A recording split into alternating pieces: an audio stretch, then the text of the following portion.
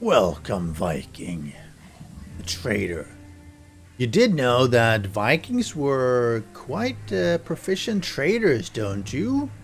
Of course, they would go and raid villages and plunder them and steal all the stuff and then go somewhere else to trade. But actually, Vikings have been generally attributed to starting trade around Europe, Russia earlier than a lot of other people. And why do we trade? Well, because we need to get stuff that we can't otherwise get locally.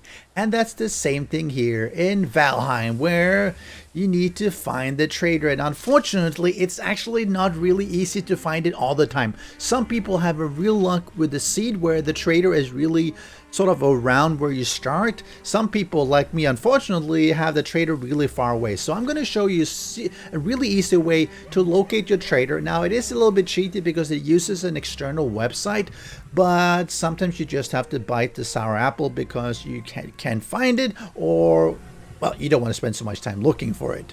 Now, there are some instructions out there that tell you to use a specific seed, start a new map, go a certain way down to the south and around the mountain, etc. in order to find the trader, and then use that one. But then you have to start a new world. I'm going to show you how to do it in your current world so that you can access it whenever you want to.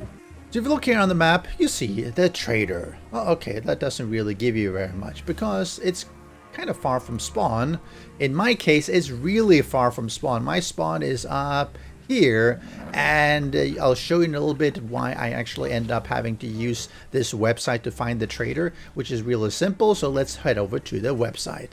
And here we go, Valheim-map.world. I'll leave a link in the description. It's basically a generator based on your seed, which will then generate where your trader is. So I'll just put in your seed up here. You can see that one in the game, and then you can tell you which world version is using, because there's some slight changes there.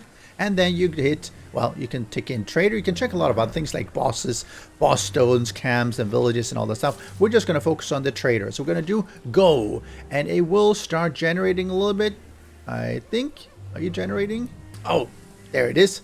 And you'll see that here my spawn is over here, and this is not my current map. This is actually just a random one with the Vedui for the 2 as the seed. You'll see the spawn is here. You'll have one possible trader there, one here, and if we scroll out, we'll see there's a bunch of other trader possible ones around. And in a map like this, you would actually find it really easily, because when you are fairly close by, if you're exploring this whole island, you definitely, when you come over here, you would see this trader pop up. Even if you're over here, this one might pop up. If you're here, this one might pop up, because it's got a really long range before you actually uncover it. And that's an easy way of doing it. If you have the luck of having it nearby, then you basically just walk around and all where you can go on your island, or you take your ship and you just sail around a little bit, and you definitely will find it. However, it's not always this easy, and I'm going to show you the problem with my map.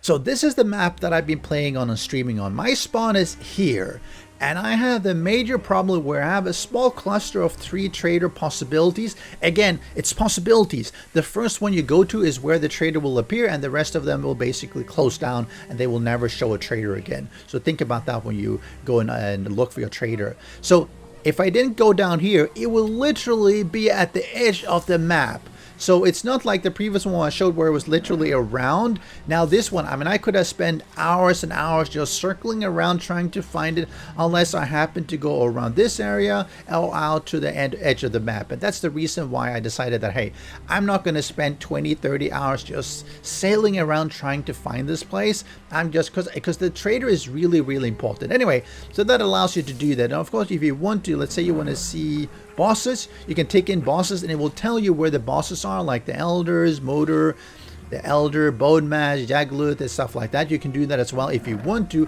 I would probably try, don't spoil it too much, just generate with the trader, just get a sense of, is it really far to go to it? But if it's close by, you know, just close it and don't spoil it for yourself. In my case, it was so far that I'm like, I need to get to the trader. And the reason being is that the trader is really important. And you can get by playing the game without it, but there's a few things that becomes really difficult. For one, you might want to have the Yule hat. I mean, who doesn't want to have a Christmas hat? Yule is obviously Christmas. Second thing is the Dvergar circlet, which is the one that gives you light. If you look around me, I have a light. It substitutes for a helmet. So if you use a helmet, it will go away. It's really useful when it's dark and you don't have to carry a torch. So helpful for that one. The third one you want to have is the Megan Yard, which gives you extra carrying capacity. And let me sell things. So you actually go down here if you want to sell things, and I'll actually start selling whatever you're carrying. So let's buy the Megan Yard. Let's see there, I got that one. And what that one does is that it says it gives the wearer superhuman strength. If you check down here, it'll say 225 out of 300. I'm gonna equip it and it'll go up to 450. It basically gives you extra carrying capacity, which is so important considering that we need to carry around all this really heavy loot, especially the metals and everything. Oh, that's another like cute. So just for that one, this one is, I think, something that is so important. Fishing rod is also fairly important. You can only buy it at the traders. You need to buy it, and of course you need to buy some of the fishing bait. Why is this important? Because some of the food that you'll be crafting later on, such as the fish traps, if you don't have any fish, and the easiest way is to get fishing rod at least before you sort of create an automated, semi-automated fish trap, then you have no easy way of actually capturing the fish, which is such a big letdown, even though fishing is a bit of a pain as well. A further thing is Ymir flesh. Ymir flesh is really, really important because it unlocks certain things like the Frostner there. If you don't have the Ymir flesh, and again, you can only buy it here, you can't craft the Frostner and some other things.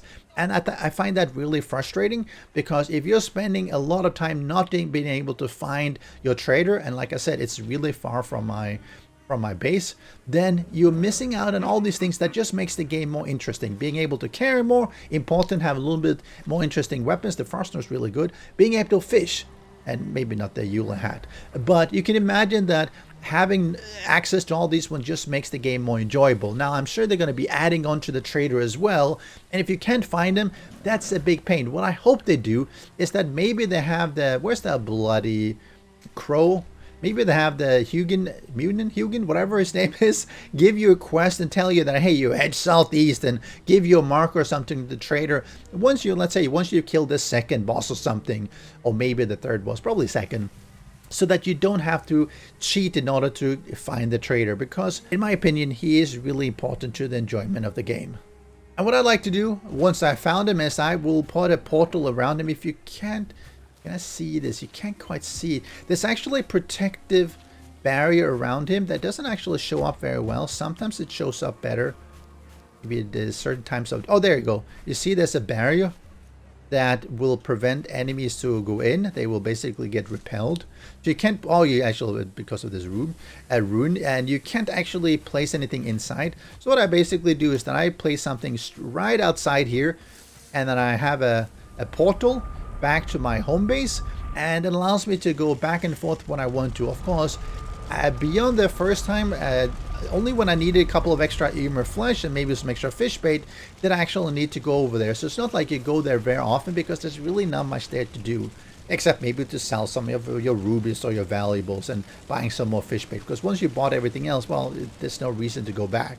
But that's how easy it is to find your trader. If you're willing to just cheat just a little bit to find them a little bit easier. If not, enjoy just sailing around and trying to find it the regular way. And like I showed with the Seed Vedui for the 2, if you are lucky and you have the trader sort of around, you might have already found it. You don't have to resort to this.